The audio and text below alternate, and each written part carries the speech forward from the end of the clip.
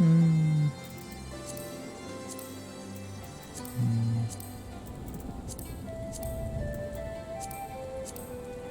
Oh, wait.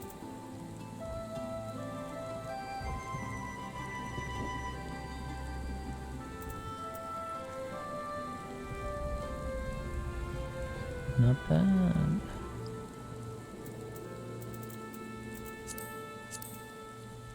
No.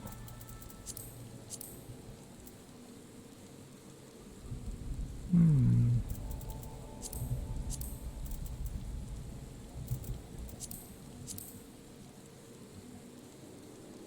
That's not bad either.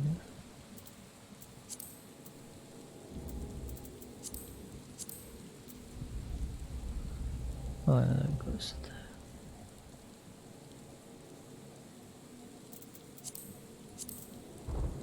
What is red?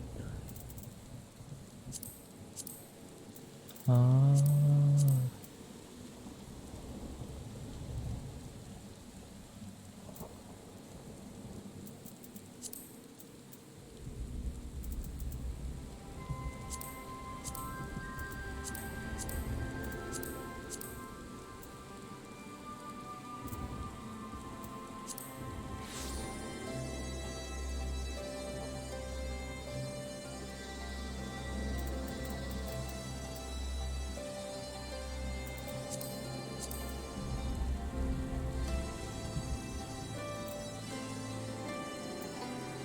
Hmm. I think this.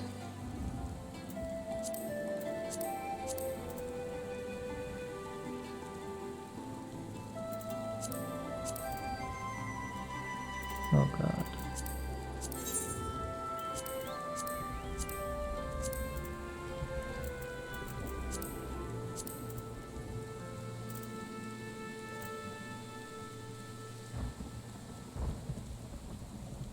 Yeah, that would work.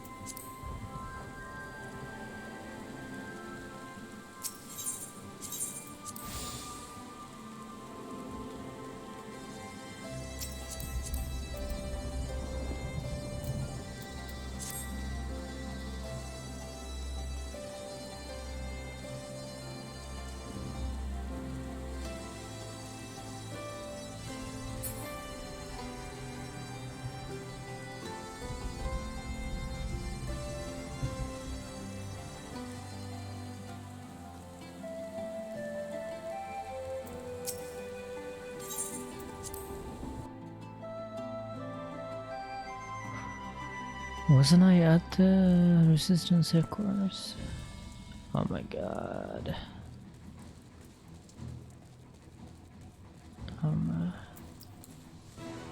I don't even talk about it. Was I not? I don't know.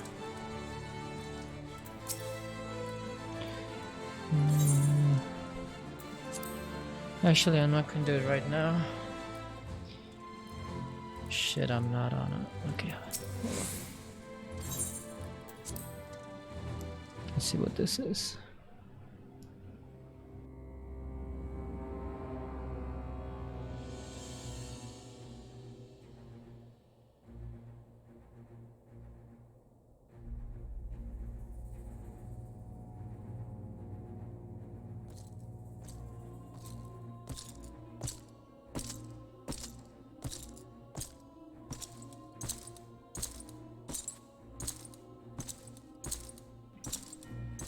Look at that armor. Jesus.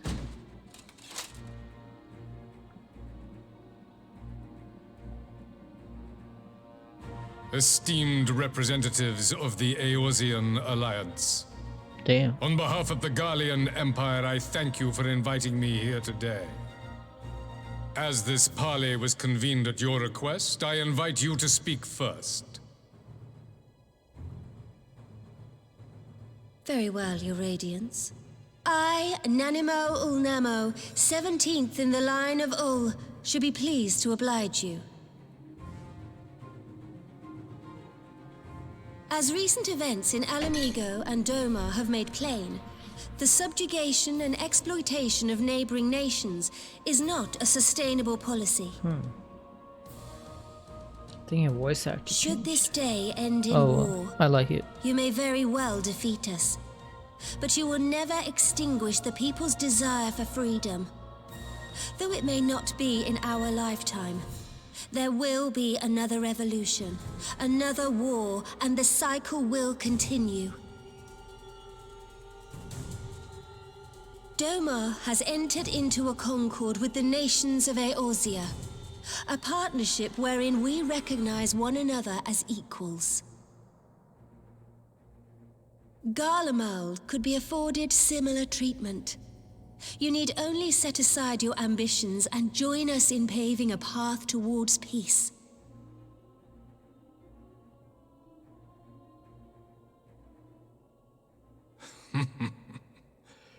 You will not win me over with sophistry, Your Grace.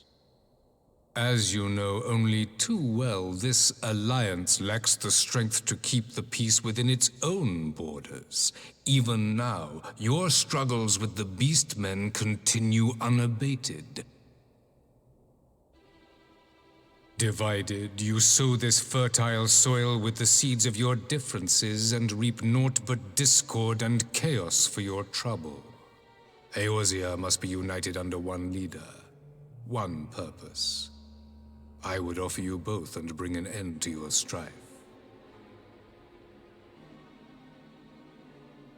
With all due respect, Your Radiance, the only thing that you offered the people of Alamigo was fear and hopelessness. The citizens of Doma can also attest to the meager arms of Imperial rule. There is no purpose to be found in a life of oppression, each day more uncertain than the last. Our people are willing to die for their freedom. A great many already have, and countless more will, if we don't put an end to this madness here and now.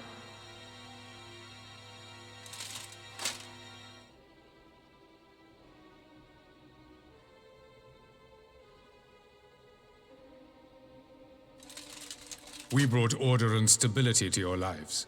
This madness and bloodshed is of your own making. You broke the peace, not Garlemald. Peace. Order. You kill our peoples, despoil our lands, take everything that is ours. And what? You expect us to lick the boot that grinds our faces into the dirt?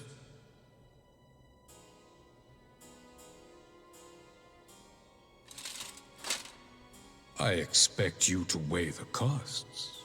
To recognize that countless lives have been lost on both sides in pursuit of a greater good, and to not squander all we have achieved in a fit of petulance.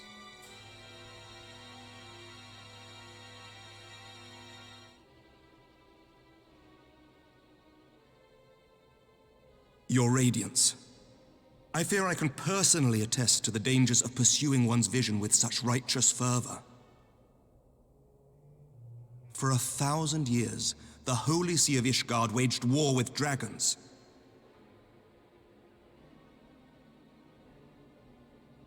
A 1,000 years of sacrifice, of sorrow and hate, in which we bathed in the blood of friend and foe alike.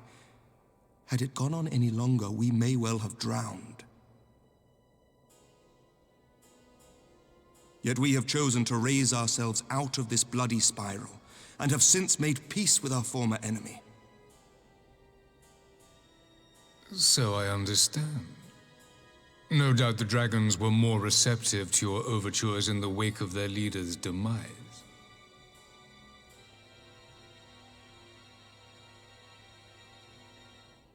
You speak of peace, yet use war to achieve it. Your father would not have bothered to obscure his intent with honeyed words. He understood that strength is all that matters in the end.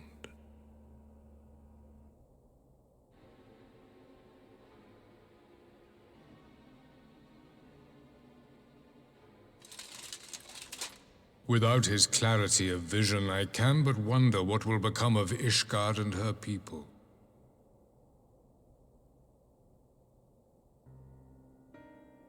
There was a time when Garlemald too lacked a leader of conviction. Weak and unable to wield magic, we were at the mercy of the strong from whom we sought refuge in the bitter cold of the north.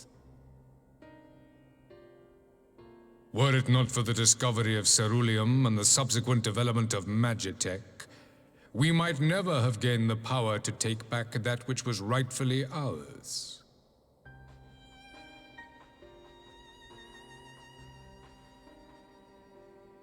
You speak as if your people were the first to have been driven from their homes. Limsa Lominsa was built by wayward souls in search of a place to call their own. On the shores of Vilbrand we found it, and from those humble beginnings did we grow and flourish, and all without robbing our neighbors of their liberty.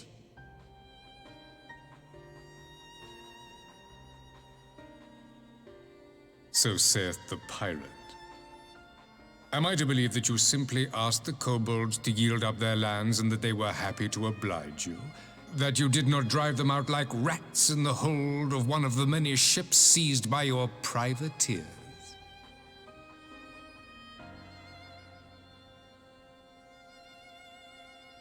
I will concede that after centuries of exile, reclamation may be mistaken for invasion. Nevertheless, it is not. And those who till stolen soil have no right to object when cast out in turn.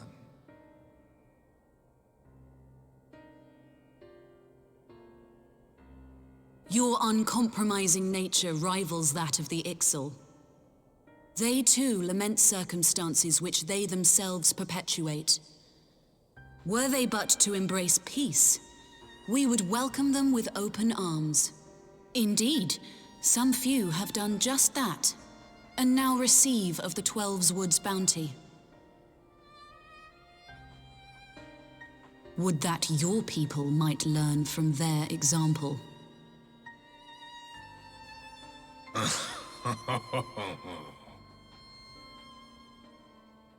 You dare compare us to the Birdmen? You who thought to invoke the 12 and threaten all of creation?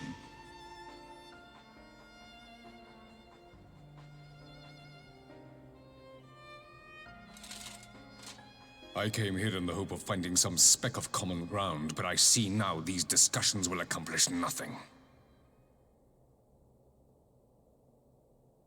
Despite what you people may believe, I am not wont to choose the sword over the olive branch. 'Tis but a pity men are loath to accept one without first being shown the other.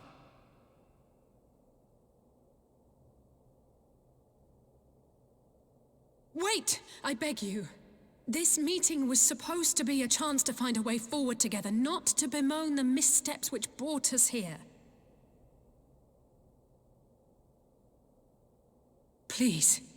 If you truly consider violence a last resort, there must be a way we can come to an agreement.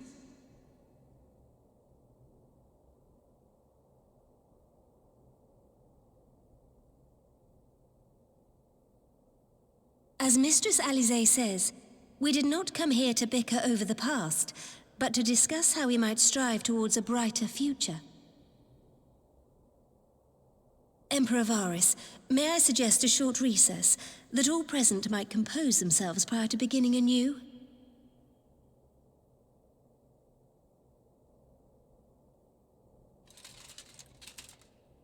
Very well.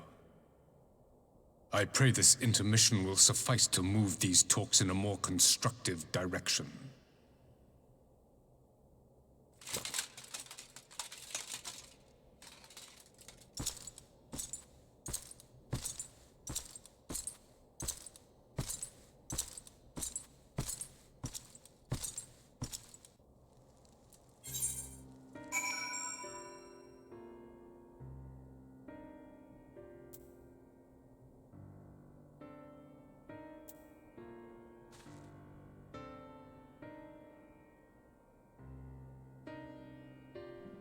That was intense.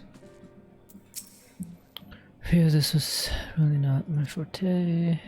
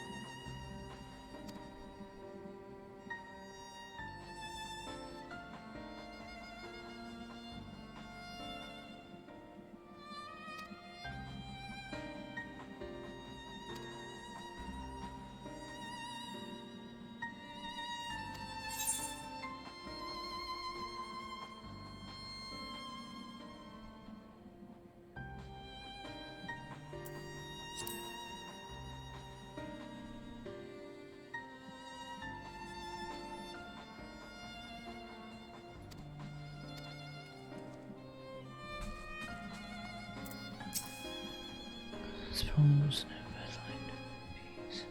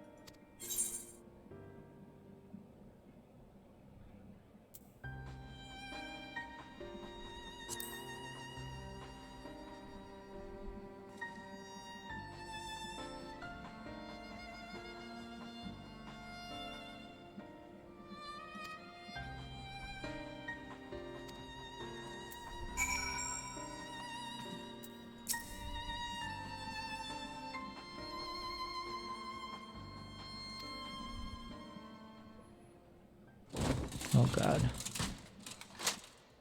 Now then, who would have the floor? Before we resume, I wish to offer you an apology. After you graciously accepted our invitation to discuss an armistice, we have done naught but rebuke you at every opportunity. I believe I speak for all of us when I say we are deeply sorry for our discourtesy.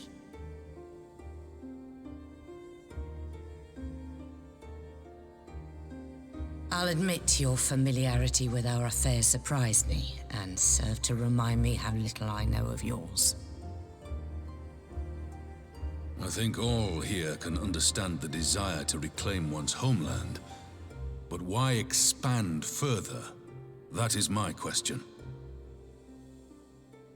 If I may, the answer can be found in the Imperial doctrine they took great pains to impart to my people. Recognizing the threat icons posed to the world, Solus Zos Galvus decreed that they were to be eradicated. To this end, he began a campaign to unite all lands under the Garlean banner. Or so we were taught. Yet the Emperor only reached the burn, the Baron said to have been laid waste by icons. after conquering all the lands that lay between. What is more, I am quite certain the practice of summoning was not nearly so widespread in the days before the Empire's founding. When you put it like that, it all starts to sound like an excuse, doesn't it?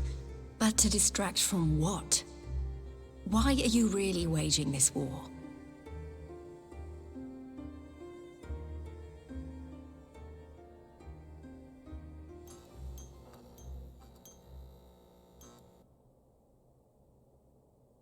Finally, you ask the right question.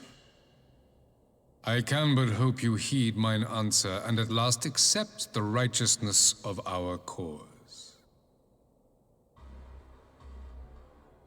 My goal is this: to return the world to the way it once was, the way it was always meant to be.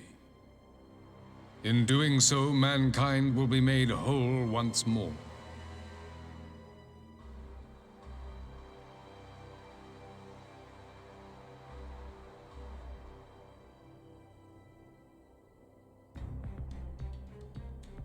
No longer will we suffer from the dissension born of our differences. There will be but one race, a perfect race, as we were when time began. What in Rhalgr's name are you talking about? I am talking about the origins of this star, of the source and its 13 reflections. At the instant of the great sundering, 'twas not only the world that was shattered, but mankind itself. Thus were we divided into myriad races, each with its own unique imperfections. That is why man looks upon his neighbor and feels fear and hatred, why he wages war, why he kills his brother. You all in your own way have proven as much today. The peace you seek is but a fleeting solution to a fundamental problem. One which calls for more drastic measures. To bring about everlasting peace, our worlds must be rejoined.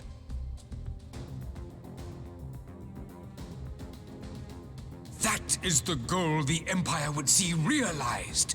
The glorious future unto which we shall one day shepherd mankind.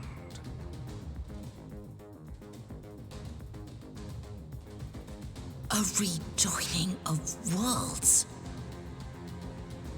I have heard this tale of the Source and its reflections before. Are these not the self-same desires as the Ascians? Emperor Varys, do not trust in their words. They will lead you to your doom. My father thought to use them, but in the end he succumbed to their temptations. He embraced summoning like so many other pawns before him. Do not tell us you mean to do the same.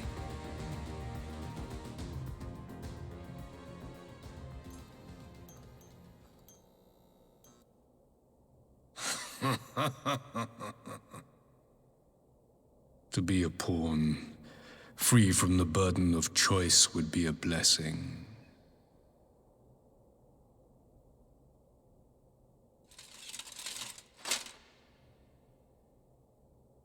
But I forswore that privilege the day I learned that the Garlean Empire was built by the hand of an Ascian. What?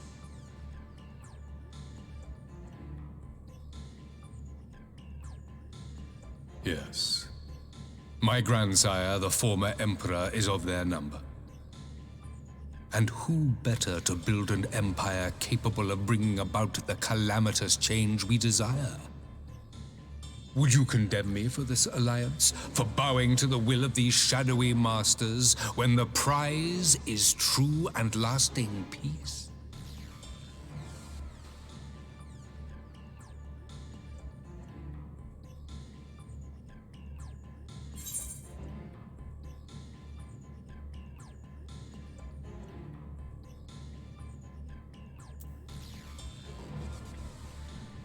Your prize is a lie, your masters, demons.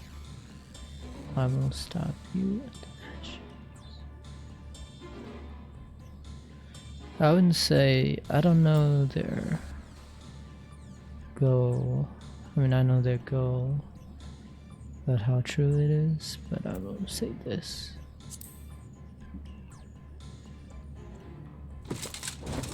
I come not to conquer, but to liberate. To free man from the prison of divergence. Imagine a world united. One perfect race beneath a single standard. An army before whose might these servants of darkness and light would fly as leaves in a storm, never again to meddle in man's affairs. We would be the masters of our own fate. I bid you join me. Not as subjects of Garlemald, but of a new nation. And together we shall win freedom for ourselves and generations yet unborn. You want to trigger another half-dozen calamities? You can't be serious!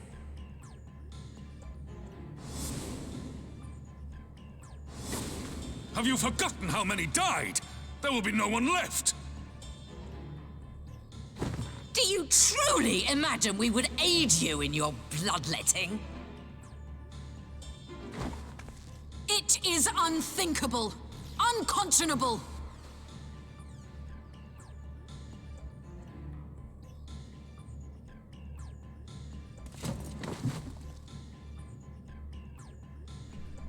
And what is the alternative? To be as cattle waiting for slaughter? I would have us work together, that we might take fate into our own hands. Into your hands, perhaps.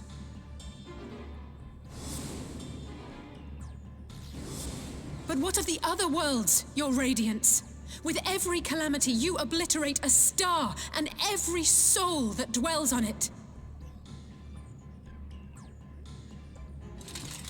To the Ascians, we are all but tiny, momentary specks within an indifferent universe. We cannot hope to oppose them until we have been made whole once more.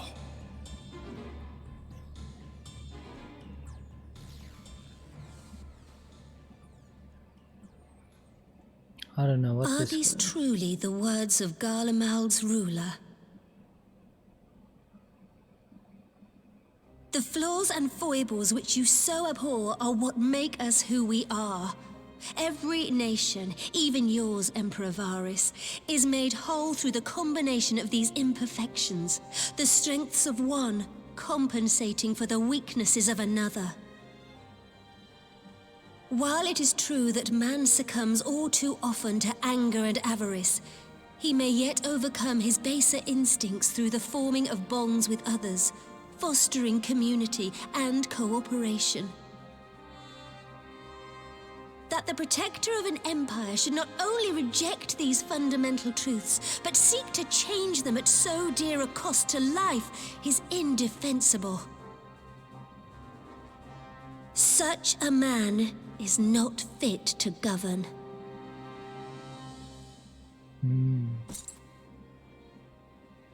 And you, warrior of light, would you refuse me as well?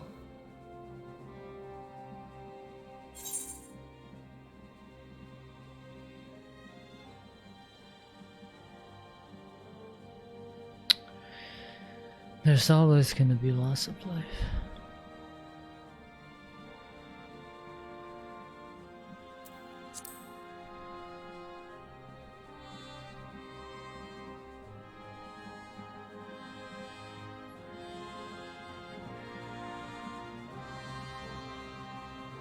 It would seem the Alliance is of one mind on this matter.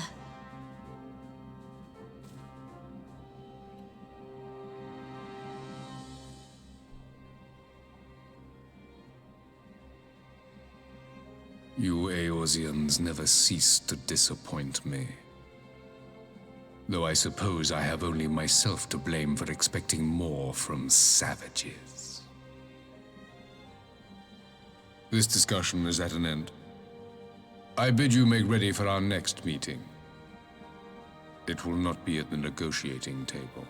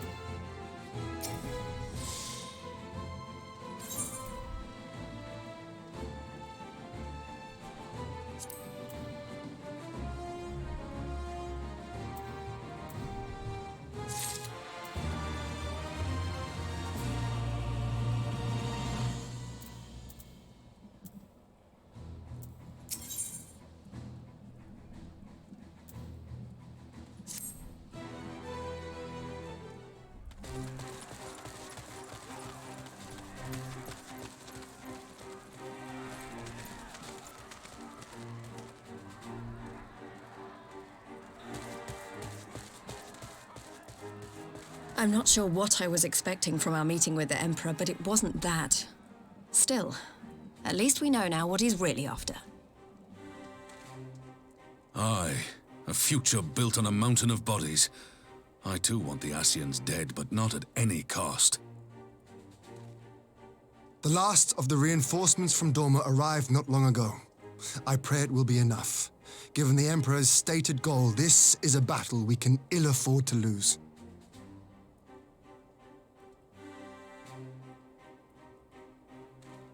If the Gallians come in force, we may not have much say in the matter, even with our combined strength. We knew from the first that the odds would be against us. But if there is even the slightest chance of victory, we must do everything in our power to seize it.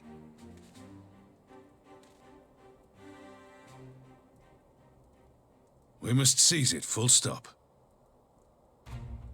Here!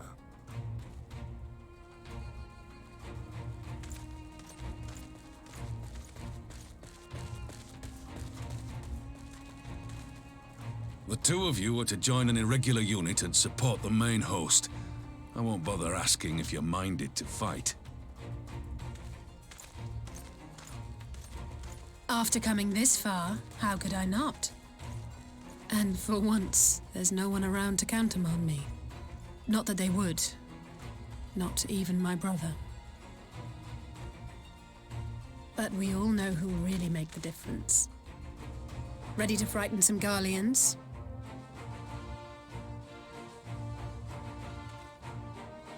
I wouldn't want to be on their side. Might I ask you to accompany the Dorman contingent? They are strangers here, and your presence would do much to raise their spirits.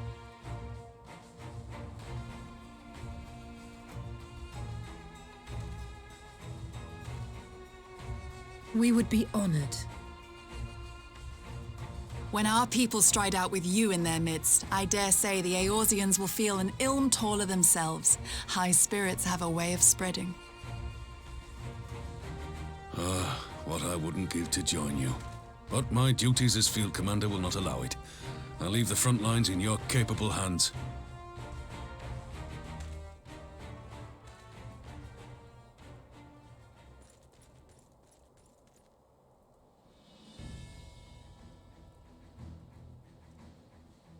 Comrades, ready your arms. The hour of battle has come.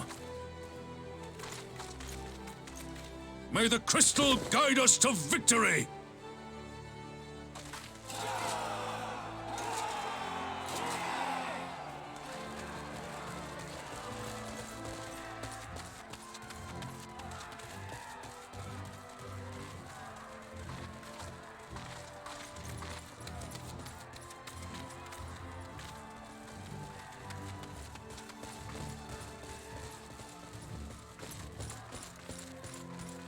Since the others couldn't be here, we'll have to fight twice as hard. If Alphinaud wakes to find the Imperials have won, I shall never hear the end of it. It's strange. I thought I would be terrified when the fighting started. I should be terrified. But with you at our side, I can't help feeling everything is going to be all right. So please, don't you dare leave me alone.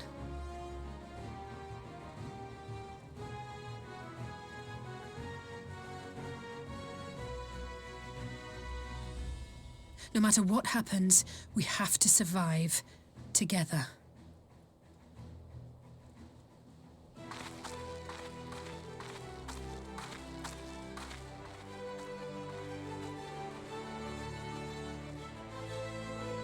Yeah, look at me.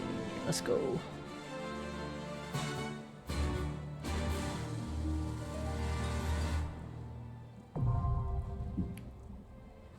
Oh no. Alright, this is, yeah. It's my cue.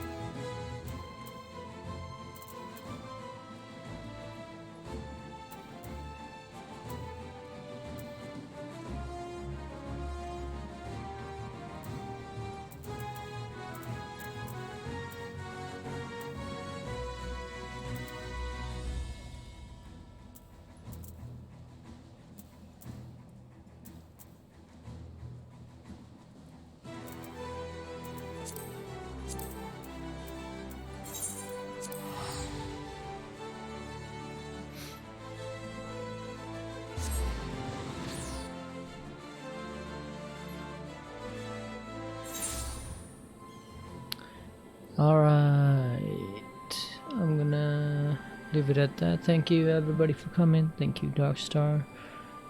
I will see you guys later.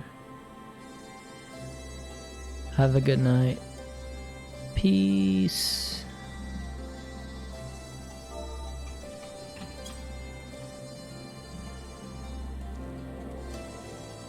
Oh, that didn't last long.